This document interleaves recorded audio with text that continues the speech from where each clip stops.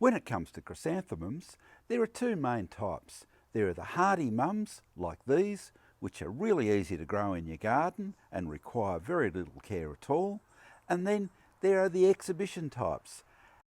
They're a little bit more difficult to grow, however, they do come in an amazing range of colours and flower forms. So we hope you enjoy our quick look at some of these wonderful exhibition type chrysanthemums.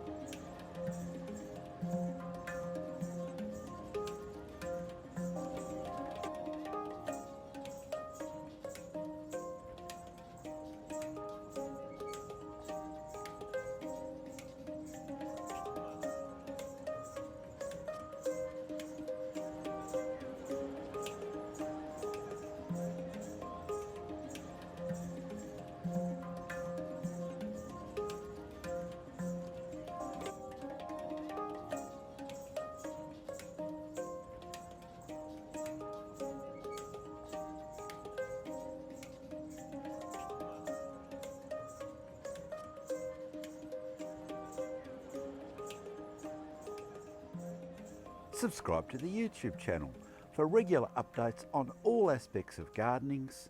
Visit the website to find out more about chrysanthemums, and as always, good luck with your gardening.